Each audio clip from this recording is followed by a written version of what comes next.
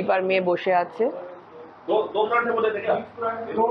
সন্দীপের camera already ওর হাতে চলে এসছে। এই জায়গায় এসে ক্যামেরা না বের করলে কি চলে? না নেবে থাকতে পারলাম না। এত লোভনীয় জায়গাটা। এই দিকের ভিউটা দেখুন, উফ, সিম্পলি মাথা ঘুরিয়ে দেওয়ার মতো।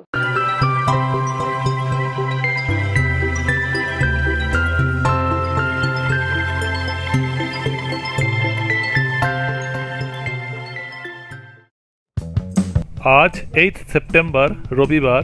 ঘড়িতে এখন ঠিক সকাল 8:40 আর আমরা এইমাত্র হোটেলের ম্যাপেল ছেড়ে বেরিয়ে পড়েছি আমাদের আজকের ডেস্টিনেশন সোনমার্গের উদ্দেশ্যে। কাল রাতের দিকে বেশ ভালোই ঠান্ডা ঠান্ডা ভাব ছিল, এমনকি ভোর রাতে কম্বলেরও প্রয়োজন পড়েছিল, কিন্তু তার মধ্যেও ঘুমটা দুর্দান্ত হয়েছিল। কাল পরশু দুদিনের টানা ড্রাইভিংয়ের পর হোটেলের বিছানায় পড়া মাত্র ঘুমিয়ে পড়েছিলাম। আর তাছাড়া আজ সকাল 8টার মধ্যে বেরিয়ে পড়ার প্ল্যানিংও ছিল, কিন্তু শেষ পর্যন্ত ঘুম থেকে উঠতে একটু দেরিই হয়ে গেছিল। ফাইনালি ফ্রেশ হয়ে বেরোতে আমরা আমাদের শিডিউল টাইমের থেকে মিনিট 40 লেট করে ফেলেছি।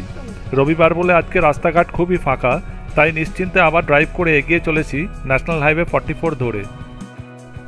এখনও বানিহালের দোকানপাট ম্যাক্সিমামই বন্ধ, লোক চলাচলও অনেকটাই কম, আর ট্রাফিক তো নেই বললেই চলে।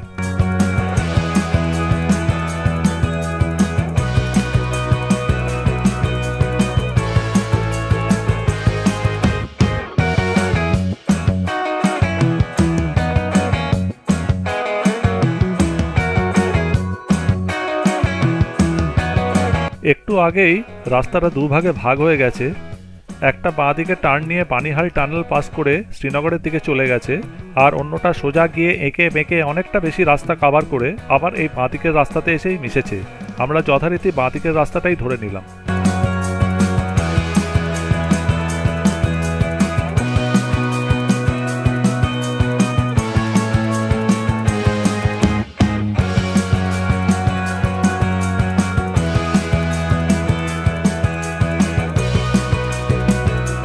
সামনে থেকে আবার রাস্তাটা 3 ভাগে ভাগ হয়ে গেছে।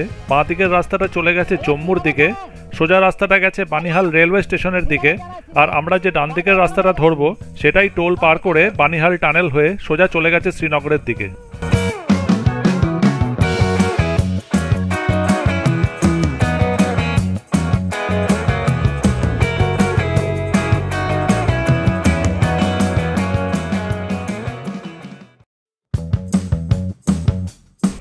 অনেক অপেক্ষার পর ফাইনালি মনে হচ্ছে যে আমরা সত্যিই ভূস্বর্গের পথে পাড়ি দিয়েছি। হঠাৎই যেন আশেপাশের দৃশ্যটা পাল্টাতে শুরু করে দিয়েছে। আর রাস্তার কন্ডিশনের কথা তো বাদই দিলাম, অসাধারণ রাস্তা। সামনেই আবার একটা টানেল দেখা যাচ্ছে, তবে না, এটা কোনো টানেল নয়, এটা একটা সাবওয়ে, আর ওপর দিয়ে যতদূর মনে হচ্ছে জম্মু শ্রীনগরের ট্রেন লাইনটা চলে গেছে। দেখুন, এটা একটা ওয়ান ওয়ে রাস্তা, তা সত্ত্বেও উল্টো দিক থেকে একটা গাড়ি পাশ কাটিয়ে চলে গেল। সত্যি এখনও পর্যন্ত ওয়েস্ট বেঙ্গল পার করে কোনো স্টেটেই ট্রাফিক রুলসের কোনো কড়াকড়ি দেখলাম না। তবে সত্যি কথা বলতে আমিও যে আগের মতন এখন পুরোপুরি ট্রাফিক রুলস মেনে গাড়ি চালাচ্ছি সেটা বললে মিথ্যে হবে, কারণ এখন যে রাস্তা দিয়ে আমরা যাচ্ছি তার ম্যাক্সিমাম স্পিড লিমিট হলো 50 কিলোমিটার/আওয়ার, কিন্তু আমি আপাতত 80 কিলোমিটার স্পিডেই ড্রাইভ করছি। আপনারাই বলুন, এত সুন্দর রাস্তায় মাত্র 50 কিলোমিটার স্পিডে গাড়ি চালানো সম্ভব? বাঁ পাশে লাইন দিয়ে অনেক রেস্টুরেন্ট দেখতে পাচ্ছি। আমাদেরও একটু পরে কোনো রোড সাইড রেস্টুরেন্টে দাঁড়িয়ে কিছু হালকা ব্রেকফাস্ট করে নিতে হবে, কারণ সকাল থেকে এখনো পর্যন্ত কিছুই খাওয়া হয়নি।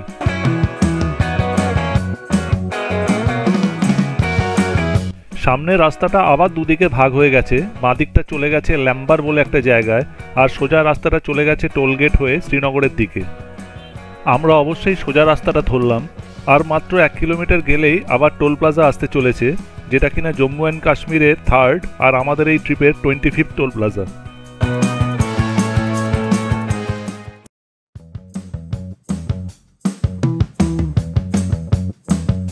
আমরা টোলগেটের একদম সামনেই চলে এসেছি।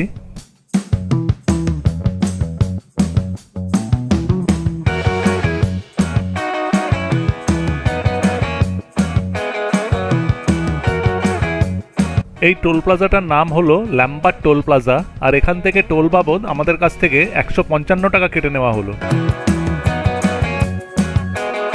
টোলগেট পার করেই আমরা আবার একটা টানেলে ঢুকে পড়েছি। এখানেও কোনো স্পেসিফিক রুলস চোখে পড়ল না। টানেলটা খুবই ছোট, কিছুটা ড্রাইভ করতে না করতেই বাইরের আলো দেখতে পাচ্ছি, মানে টানেল শেষ। আবার আমরা বাইরে বেরিয়ে এসেছি।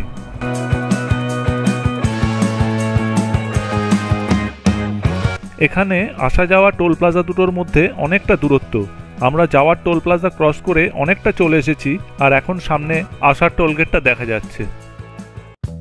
কিছুটা আসতে না আসতেই সামনের চারপাশের দৃশ্যটা একবার দেখুন। আমি তো এই অদ্ভুত সৌন্দর্যে একেবারে মুগ্ধ হয়ে গেছি। কি অপূর্ব সবুজের সমাগম! জানি না ভিডিওতে কতটা তুলে ধরতে পারলাম, তবে এই ভ্যালির প্রকৃত সৌন্দর্যকে চাক্ষুষ দেখার অনুভূতিটাই একেবারে আলাদা।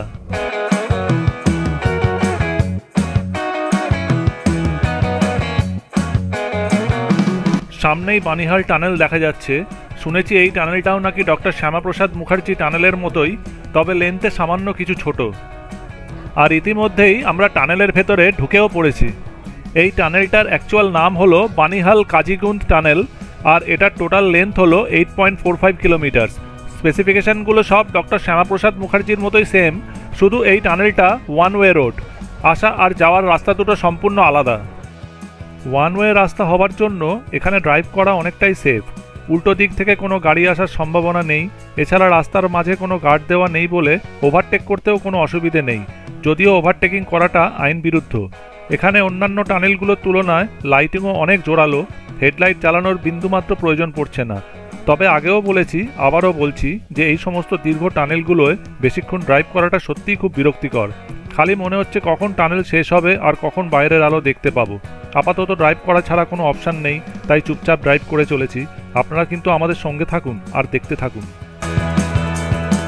বেশ কিছুক্ষণ হলো আমরা বানিহাল টানেল পার করে এসেছি, আর এখন যেখান দিয়ে পাস করছি সেখান থেকে কাজিগুন্দের ডিস্টেন্স হলো 2 কিলোমিটার আর শ্রীনগর 72 কিলোমিটার। সামনে বাঁ দিকে কাজিকুন্দ যাবার রাস্তাটা বেরিয়ে গেছে, আর আমরা এগিয়ে যাব সোজা।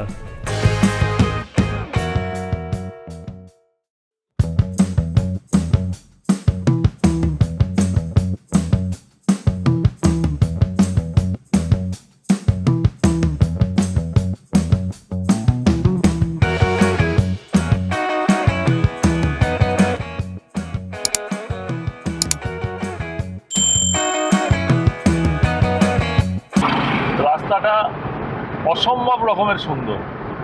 দুপাশে গাছের সারি, দূরে পাহাড় দেখা যাচ্ছে। আর এইরকম রাস্তায় গাড়ি না চালালে গাড়ি চালাবার আনন্দটাই বোঝা যায় না। আপনারা দেখুন রাস্তাটা সামনে যাচ্ছে এঁকে বেঁকে, একবারে অসাধারণ লাগছে এখানে গাড়ি চালাতে। পাশের গাছগুলো দেখো কি সুন্দর। জীবন মনে হচ্ছে সার্থক হয়ে গেল। লোকেরা বলে পুণ্য করলে স্বর্গ পাওয়া যায়। আমি জানি না মরার পরে স্বর্গ পাবো না নরক পাবো, তবে এখানে এসে সত্যিই মনে হচ্ছে স্বর্গে চলে এসেছি। এত সুন্দর গ্রিনারিজ আর এত সুন্দর ভ্যালিগুলো অসাধারণ। তার মধ্যে রাস্তাটা এঁকে বেঁকে গেছে, অপূর্ব। এরকম রাস্তায় গাড়ি চালানোর সৌভাগ্য সত্যি সবার হয় না। আমার হয়ে গেছে ভগবানের দয়ায়। এত জায়গায় গাড়ি চালিয়েছি, মাখনের মতন রাস্তা, কোথাও সামান্যতম প্যাচওয়ার্ক নেই, কোথাও সামান্যতম রাস্তায় উঁচু নিচু নেই, একেবারে নিখুঁত যাকে বলে। আর তার পাশ দিয়ে সারি সারি গাছ আর দূরে পাহাড়। সত্যি আশা করা যায় না।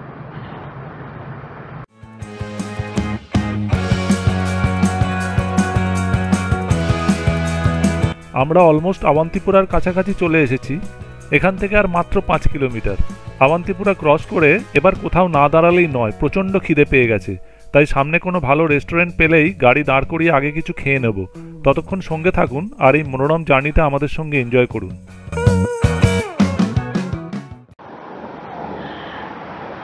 শ্রীনগরের দিকে যাওয়ার পথে একটু ব্রেকফাস্টের জন্য একটা জায়গায় দাঁড়ালাম।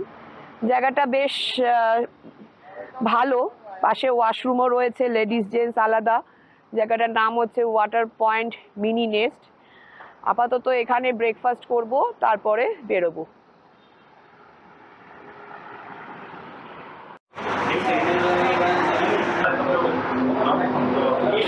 ভেতরটা এরকম, সন্দীপ আর মেয়ে বসে আছে।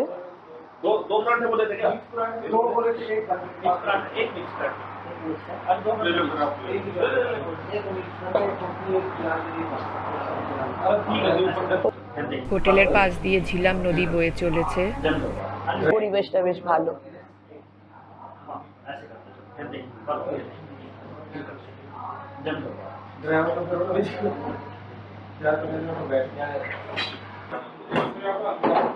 আমরা অর্ডার করেছিলাম আলু পরোটা আর চাটা আসছে, আলু পরোটাটা দিয়ে গেছে।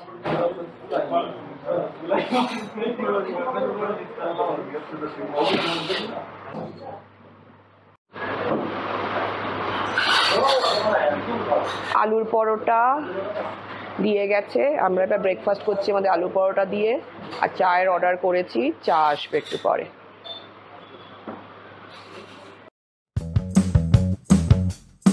সামনেই আর 500 মিটার দূরে আবার একটা টোলগেট আসতে চলেছে, আর এটা হবে জম্মু অ্যান্ড কাশ্মীরের 4th আর আমাদের এই ট্রিপের 26th টোল প্লাজা। এই ট্রিপে টোল ফি দিতে দিতেই প্রায় শেষ, যদিও হিসেব করে দেখিনি এখনও পর্যন্ত টোল ফি বাবদ মোট কত টাকা খরচ হয়েছে। তবে আমার ধারণা যে ফিগারটাই আসুক না কেন, আসা যাওয়া কাউন্ট করলে শুধুমাত্র টোল ফি দিয়েই আমাদের আরও একটা ছোটোখাটো ভালো ট্রিপ হয়ে যেত।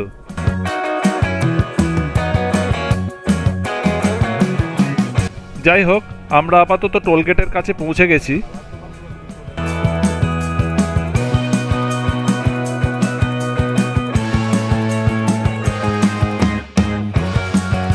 এই টোলটার নাম হলো কাচকুট টোল প্লাজা, আর এখান থেকে আমাদের ফাস্ট্যাগ বাবদ 120 টাকা খরচ হলো। আমরা এখন শ্রীনগরের মেন সিটিতে ঢুকবো করছি। আশা করছি এই ব্রিজটা পার করলেই আমরা মেন শ্রীনগরে পৌঁছে যাব।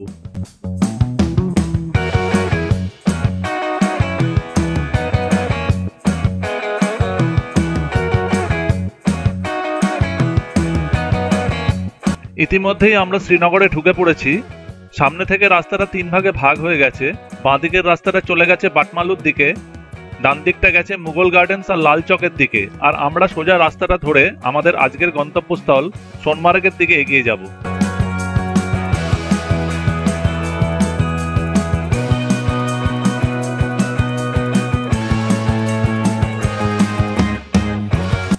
আমরা এখন শ্রীনগরের একটা জনবহুল এরিয়া দিয়ে পাস করছি, কিন্তু আজকে সানডে হওয়ার দরুন আমাদের কপাল খুবই ভালো যে ট্রাফিকের একদমই চাপ নেই। তবে শুনেছি অন্যান্য উইকডেসে এখানে গাড়ির লাইন লেগে যায়।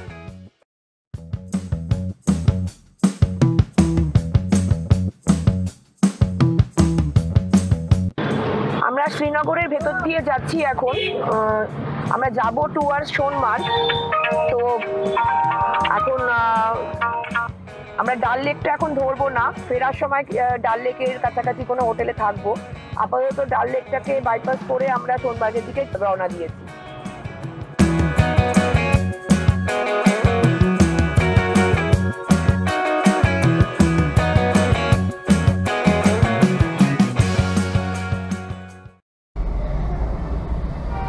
আমরা এখন শ্রীনগরের ভেতরে গোল মার্কেটের মধ্যে দিয়ে যাচ্ছি। এখানে গুগলে দেখাচ্ছে মার্কেটের নাম গোল মার্কেট।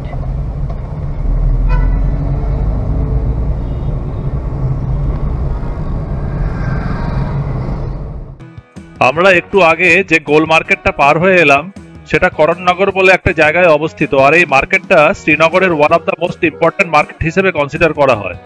এখানে মোটামুটি সব রকমের আইটেমেরই দোকান আছে, আর চতুর্দিকে বহু ভালো মন্দ মিশিয়ে হোটেল ও রেস্টুরেন্টও আছে। এছাড়া এখানকার নামকরা SMHS হসপিটাল আর গোল মার্কেট মসজিদ জায়গাটার ইম্পর্টেন্স আরো অনেকটা বাড়িয়ে দিয়েছে। এই মার্কেটে প্রতিদিন অগণিত মানুষের ভিড় দেখা যায়, আর উইকডেসে শুনেছি এই মার্কেটটাকে গাড়ি নিয়ে পার করতে বহুক্ষণ সময় লেগে যায়। তবে আগেই বলেছি যে আজকে রবিবার, আর তার উপর সময়টাও দুপুরের কাছাকাছি, সেই জন্য আমরা বিনা বাধায় অতি নিশ্চিন্তে জায়গাটা পার করে এসেছি। আর সত্যি কথা বলতে আজ সকালে বানিহালের হোটেল থেকে বেরোনোর পর থেকে এখনো পর্যন্ত কোথাও কোনো রকম ট্রাফিক জ্যাম পাইনি। তবে আগে কি হবে বলতে পারবো না, দেখা যাক ভাগ্য কতক্ষণ সাপোর্ট দিয়ে যায়।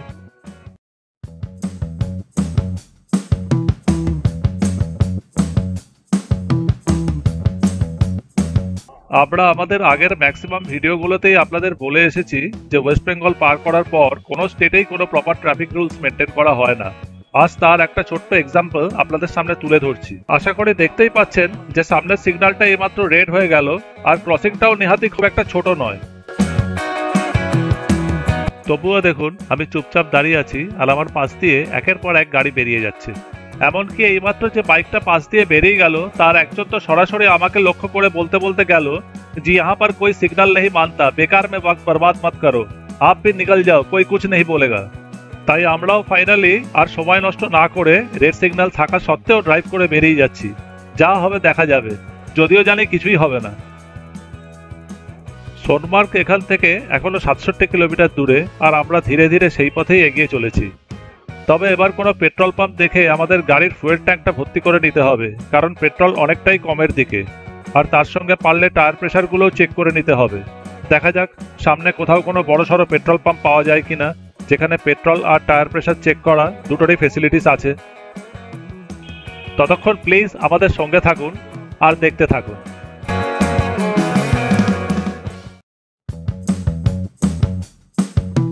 কিছুক্ষণ আগে রাস্তার ওপর ওয়াসান নামে ছোট্ট একটা টাউনে ইন্ডিয়ান অয়েলের বড়সড় একটা পেট্রোল পাম্প দেখে গাড়ির ট্যাঙ্কটা ফুল করে নিয়েছিলাম, আর তার সঙ্গে টায়ার প্রেশারগুলো। পেট্রোলের দাম নিয়েছিল 99 টাকা 71 পয়সা প্রতি লিটার। আমরা রাস্তায় প্রচুর পেট্রোল পাম্প পেয়েছি, কিন্তু ম্যাক্সিমাম পাম্পেই টায়ার প্রেশার চেক করার মেশিনগুলো কাজ করছিল না। যদিও আমাদের গাড়িতে একটা এমার্জেন্সি টায়ার ইনফ্লেটার সবসময় রাখা থাকে, তবুও পেট্রোল পাম্প থেকে চেক করানোটাই আমার কাছে বেশি প্রেফারেবল। যাই হোক, কালকে লাদাখের উদ্দেশ্যে জার্নি স্টার্ট করতে চলেছি, তাই তার আগে গাড়ির পেট্রোল ট্যাঙ্কটা ফুল করা আর টায়ার প্রেশারগুলো চেক করে নেওয়াটা খুবই প্রয়োজনীয় ছিল। তাই আপাতত অনেকটাই টেনশন ফ্রি হয়ে গেছি। বাদবাকি কপালে যা আছে সেটা তো হবেই।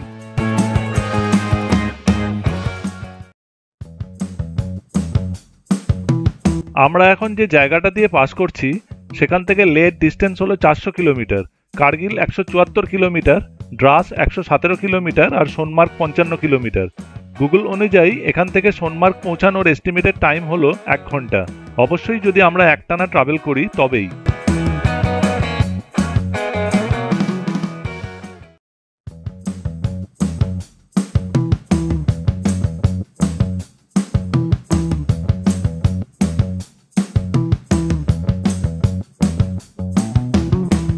আমরা এখন যে ব্রিজটা পার করছি তার নিচ দিয়ে বয়ে চলেছে সিন্ধু নদ। সামনের দৃশ্যটা শুধু একবার দেখুন, অদ্ভুত রকমের সুন্দর।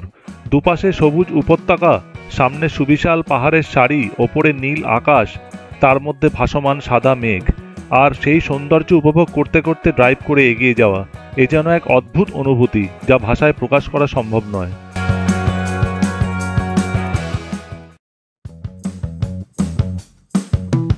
আমরা আবার পাহাড়ে উঠে পড়েছি, আর এই পাহাড়ি পথ ধরে যতই এগিয়ে চলেছি ততই যেন প্রকৃতির এই অপরূপ সৌন্দর্যে মুগ্ধ হয়ে যাচ্ছি।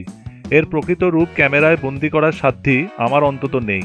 তাই আপনারা যারা এই ভিডিওটা দেখছেন তাদের সকলকে অনুরোধ করব, একবার অন্তত সাহস করে বেরিয়ে পড়ুন আর চলে আসুন এখানকার মুগ্ধতায় নিজেদের ভাসিয়ে দিতে।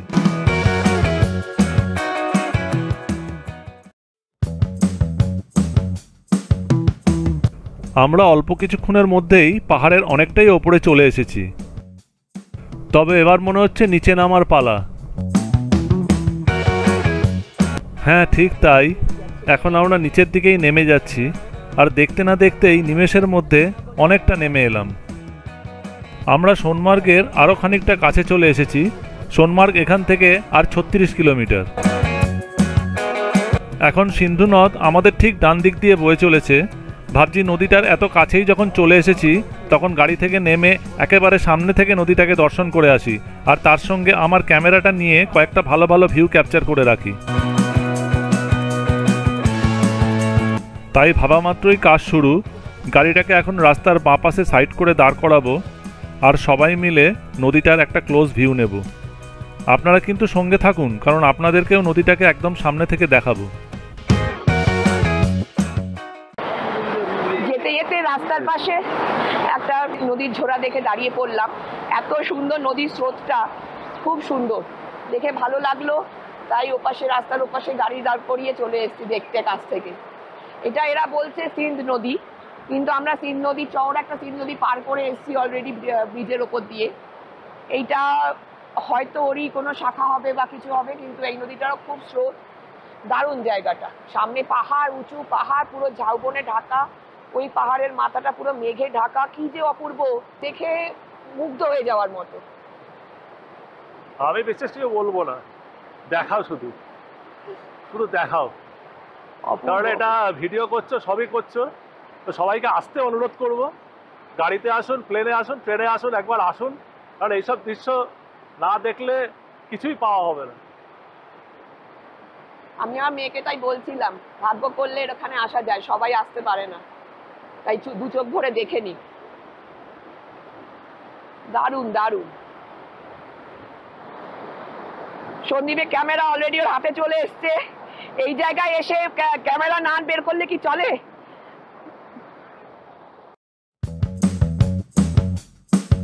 আমরা কিছুক্ষণ আগে সিন্ধু নদের পাশে কয়েক মুহূর্ত কাটিয়ে আর সেই অদ্ভুত সৌন্দর্যের কিছুটা অংশ ক্যামেরায় আর কিছুটা মনের এক কোণে সযত্নে সাজিয়ে আবার রওনা দিয়েছি আমাদের আজকের গন্তব্যস্থল সোনমার্গের উদ্দেশ্যে।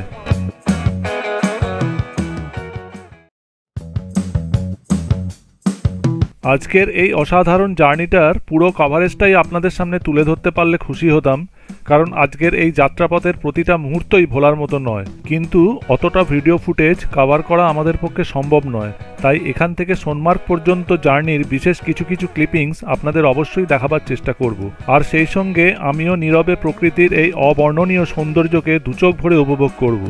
শুধু আপনাদের কাছে একটাই অনুরোধ, ভিডিওটা শেষ পর্যন্ত দেখবেন আর সেটা কীরকম লাগলো নিচের কমেন্ট বক্সে লিখে জানাবেন।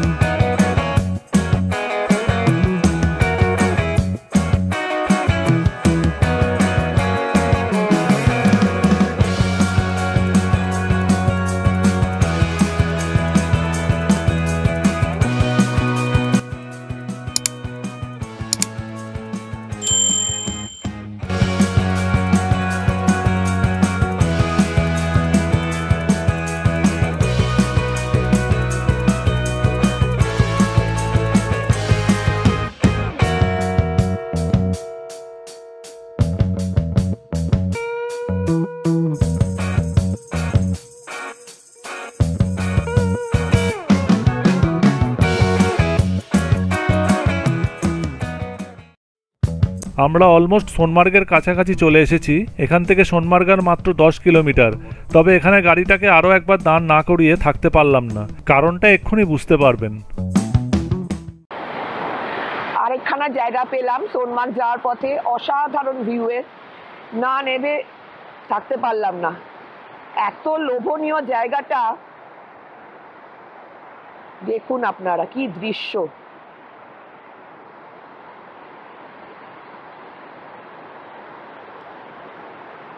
এই হচ্ছে কাশ্মীর স্বর্গ।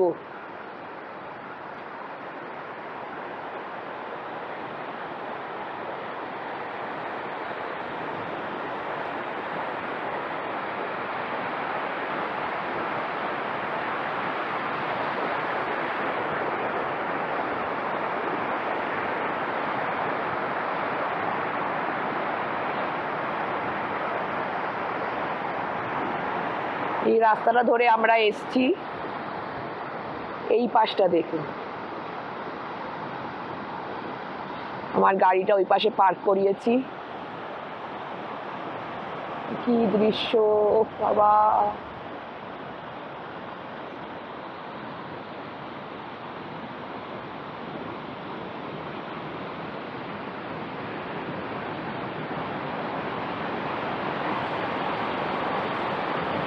সন্দীপ নেমে গেছে ক্যামেরা হাতে।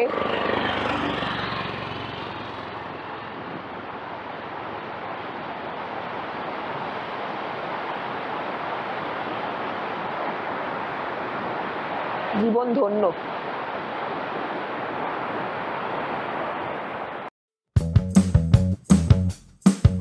অ্যাকচুয়ালি কিছুক্ষণ আগে আমরা সিন্ধু নদকে সমতলে নেমে এসে একদম সামনে থেকে দেখেছিলাম, আর এইমাত্র গাড়ি দাঁড় করিয়েছিলাম সেই একই সিন্ধু নদকে পাহাড়ের ওপর থেকে দেখব বলে। একই নদ, কিন্তু দুটো ভিন্ন জায়গা থেকে দু রকম রূপ, দুটোই অসাধারণ। আশা করি আপনাদেরও ভালো লেগেছে, তাই এই পর্বের বাকি অংশটাও আমাদের সঙ্গে থাকুন আর ভিডিওটা এনজয় করুন। এখানে পুরো রাস্তাটা জুড়ে একবার আমরা পাহাড়ের অনেক ওপরে উঠে যাচ্ছি, আবার পর মুহূর্তেই নিমেষের মধ্যে পাহাড় থেকে নেমেও যাচ্ছি। সারাক্ষণ ধরেই এই ওঠানামার পালা চলছে। যেমন একটু আগেই সিন্ধু নদকে আমরা পাহাড়ের ওপর থেকে দেখলাম, আবার এইটুকু আসতে না আসতেই সিন্ধু নদ আমাদের ডান পাশে একেবারে গা ঘেঁষে বয়ে চলেছে।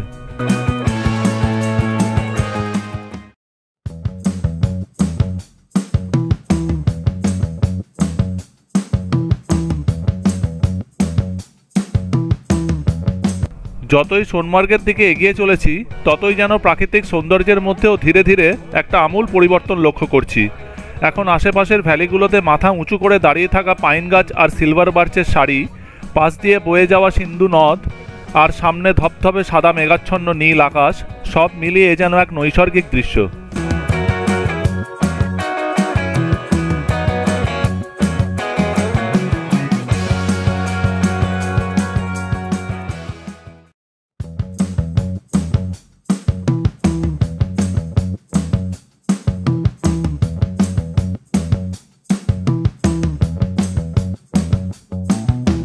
আমরা প্রায় সোনমার্গে পৌঁছে গেছি। এখান থেকে আর মাত্র 4 কিলোমিটার। এতক্ষণ পর্যন্ত বেশ সিস্টেমেটিক ওয়েতেই ফাস্ট্যাগের মাধ্যমে টোল চার্জ দিয়ে আসছিলাম, তবে এখান থেকে মনে হচ্ছে সেই নিয়মগুলো আর কার্যকরী হবে না, কারণ সামনেই দেখতে পাচ্ছেন একজন লোকাল দাঁড়িয়ে দাঁড়িয়ে সমস্ত গাড়িগুলোর কাছ থেকে মনে হচ্ছে আনঅফিসিয়ালি টোল আদায় করছে। 100 रुपया ये किसका चार्ज है भैया? আমরাও ছাড় পেলাম না। একটা টুকরো প্রিন্টেড কাগজের বিনিময়ে আমাদেরও 100 টাকা টোল ফি দিতে হলো। সামনে রাস্তাটার দুটো ভাগ হয়ে গেছে, বাঁ দিকটা হেভি মোটর ভেহিকলসের জন্য আর ডান দিকটা ছোট গাড়ির জন্য। আমরা এখন ডান দিকের লাইট মোটর ভেহিকলসের ব্রিজটা পার করছি, উল্টো দিকের পাহাড়টায় পৌঁছাবো বলে। আমরা অলরেডি বাঁ দিকের পাহাড়টা ছেড়ে ডান দিকের পাহাড়ে এসে উঠলাম, আর সেই সঙ্গে সিন্ধু নদও ডান পাশ ছেড়ে আমাদের বাঁ পাশ দিয়ে বয়ে চলেছে। তবে আমরা যতই সোনমার্গের দিকে এগোচ্ছি, ততই বাইরের হাওয়াটা আস্তে আস্তে বেশ ঠান্ডা হয়ে উঠছে। মনে হচ্ছে সোনমার্গে রাতের দিকে ভালোই ঠান্ডা পড়বে।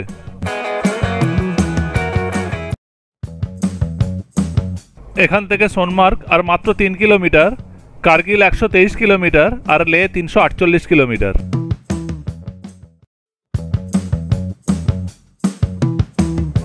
আমরা ফাইনালি সোনমার্গে ঢুকে পড়েছি। তবে এখন সোনমার্গের যে অংশটা দিয়ে যাচ্ছি সেটা খুবই কস্টলি। এখানকার অ্যাকোমোডেশন, ফুডিং সবই খুব এক্সপেন্সিভ। প্রপার সোনমার্গ শহরটা আরেকটু আগে। আমরা যে হোটেল সানফ্লাওয়ারের সঙ্গে আসার পথে কথা বলে রেখেছিলাম, সেটা একেবারে প্রপার সোনমার্গের ভেতরে।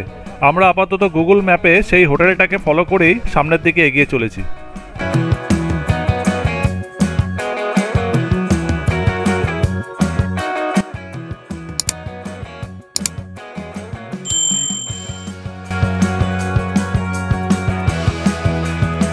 ওই যে সামনেই Indian army welcomes you to সোনমার্গের বড় বোর্ড দেখা যাচ্ছে, মানে আমরা এতক্ষণে প্রপার সোনমার্গে এন্টার করলাম। জায়গাটা বেশ ঘিঞ্জি আর জমজমাট, চতুর্দিকে সব রকমের দোকানপাটে ভরা, আর হোটেল রেস্টুরেন্টের তো ছড়াছড়ি। আমরা আপাতত আমাদের হোটেল সানফ্লাওয়ারটাকেই খুঁজছি, কাছেই বাঁদিকে কোথাও রয়েছে, শুধু নজরে পড়ার অপেক্ষায়। এখানে গাড়ি চলাচলের মাত্রাটাও অনেক বেশি, চতুর্দিক ঘিরে প্রচুর গাড়ি পার্ক করা রয়েছে, তাই আমার গাড়িটা পার্ক করবারও কোনো সুটেবল জায়গা খুঁজে পাচ্ছি না। তার মধ্যে আবার মাঝে মধ্যেই হঠাৎ ট্রাফিক জ্যাম লেগে যাচ্ছে। আমরা অনেকটাই এগিয়ে এসেছি, তবুও আমাদের হোটেলটার এখনও হদিশ মেলেনি, যদিও গুগল একদম সামনেই হোটেলটার অবস্থান স্পট করছে। যেভাবেই হোক আর সময় নষ্ট না করে গাড়িটাকে ডেসপারেটলি কোথাও পার্ক করে হোটেলটাকে ভালোভাবে খুঁজতে হবে।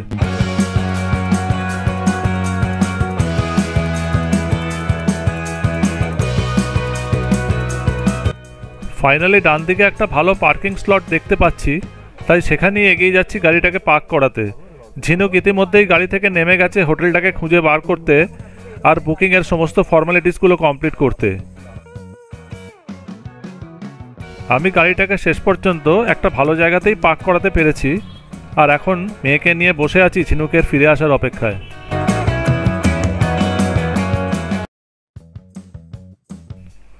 এখন ঘড়িতে ঠিক দুপুর 2:25। আমরা বানিহালের হোটেল ম্যাপেল থেকে ঠিক সকাল 8:40 নাগাদ রওনা দিয়ে 178 কিলোমিটার ডিস্টেন্স পার করে 5 ঘন্টা 45 মিনিট ধরে ড্রাইভ করে ফাইনালি আমাদের আজকের ডেস্টিনেশন সোনমার্গে এসে পৌঁছেছি।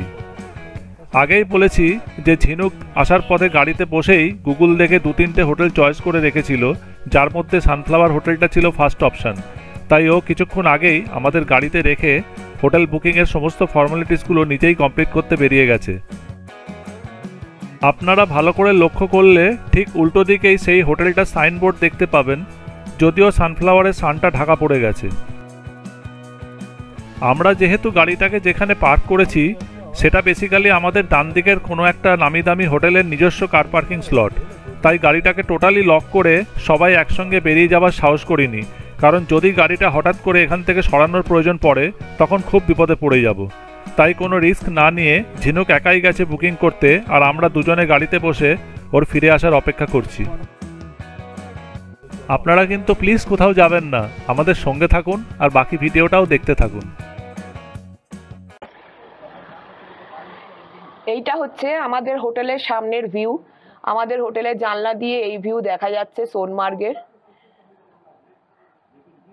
আমরা জাস্ট এখানে একটা রাত্রি স্টে করব, কালকে ভোর 7টার সময় বেরিয়ে যাব জজিলার উদ্দেশ্যে। তো সেজন্য বিশাল কিছু হাইফাই হোটেল নিইনি, জাস্ট একটা বেসিক হোটেল নিয়েছি। আর কিন্তু হোটেলের সামনের ভিউটা অসাধারণ, সোনমার্গ পুরোটাই অসাধারণ। আমাদের জানলা দিয়ে এই ভিউটা দেখা যাচ্ছে। আমরা সানফ্লাওয়ার হোটেলে চেক ইন করে ঝট করে একটু ফ্রেশ হয়ে নিয়ে তাড়াতাড়ি লাঞ্চ পর্বটা শেষ করেই বেরিয়ে পড়েছি সোনমার্গের সৌন্দর্যটাকে যতটা সম্ভব এক্সপ্লোর করতে। এই দিকের ভিউটা দেখুন, উফ, সিম্পলি মাথা ঘুরিয়ে দেওয়ার মতো। ক্যালেন্ডারে যেমন দেখা যায় বিদেশের ছবি, এও যেন মনে হচ্ছে এক বিদেশ। এটা ভারতবর্ষের অঙ্গ, বিশ্বাস করতেই অবাক লাগছে।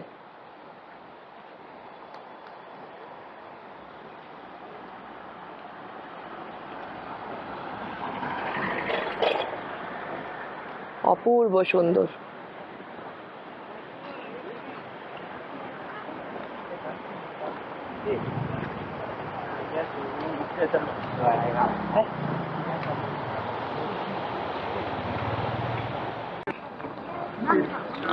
ঝিনুক একটু আগে আপনাদের সোনমার্গের একটা সাইডের ভ্যালির দৃশ্য দেখিয়েছিল, সঙ্গে একটা নদীও বয়ে যাচ্ছিল। ওটা ছিল সোনমার্গের একটা দিকের দৃশ্য। এখন আমি এসেছি আরেকটা সাইডে। এখানে আমার পেছনে আপনারা দেখতে পাচ্ছেন কি সুন্দর ভ্যালি, বিশাল বিশাল পাহাড়। জানি না ভিডিওতে কতটা বোঝা যাবে, তবে আমরা চাক্ষুষ দেখছি, দেখে মুগ্ধ হয়ে যাচ্ছি। এত সুন্দর দৃশ্য। সত্যি আমাদের যে ভারতবর্ষে কত জায়গায় কত কিছু আছে, কিন্তু তার মধ্যেও এই কাশ্মীরের এই সোনমার্গের এই দৃশ্য পাওয়াটা খুবই বিরল। আমি চাই আপনারা সবাই একবার এখানে আসুন, যেভাবে হোক যেমনভাবে হোক নিজেরা চাক্ষুষ এটাকে দর্শন করুন, মন ভরে যাবে।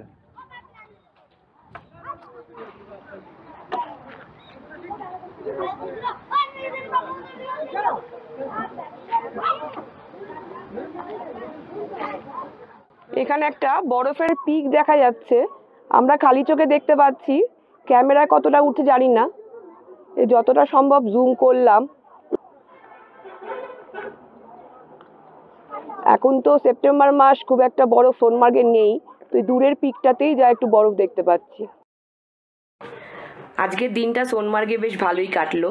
বিকেলে একটু বেরিয়েছিলাম আশপাশটা ঘুরে দেখতে, তো ফেরার সময় একটু স্ন্যাক্স আর চা খেয়ে এলাম, তো চাটা ভালোই ছিল। এখন প্রায় রাত্রি 10টা, আমরা ডিনারটা সেরে ফিরলাম। ডিনার আমাদের নিজেদের হোটেলেই করলাম। এখানকার লোকাল বিরিয়ানি টেস্ট করার ইচ্ছা হয়েছিল, তাই অর্ডার করেছিলাম দুজনের জন্য চিকেন বিরিয়ানি, আমার হাজব্যান্ডের জন্য এগ বিরিয়ানি।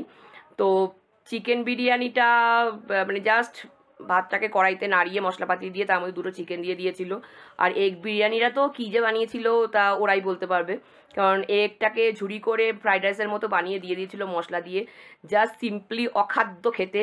তাই নিয়ে ফেলেছি, তাই বাধ্য হয়ে জোর করে গিললাম ওগুলো। আর কিছু করার নেই, এখন ইউনাইনজেম খাচ্ছি ওগুলোকে হজম করানোর জন্য। তো যাই হোক, মোটামুটি আজকের দিনটা শেষ হলো এখানেই, আর আজকের ব্লগটাও এখানে শেষ করছি। আবার দেখা হবে কালকে জজিলা যাওয়ার পথে। ততক্ষণ পর্যন্ত good night.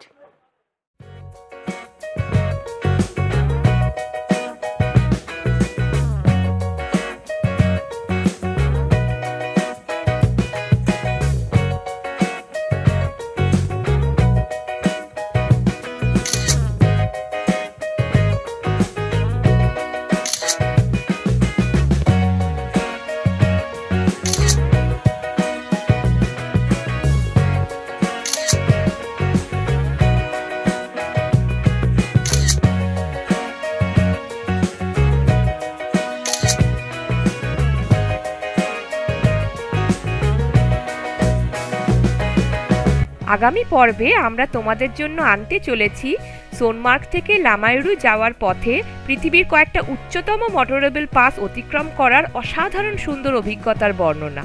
So please don't forget to watch the next episode on Horizon hike.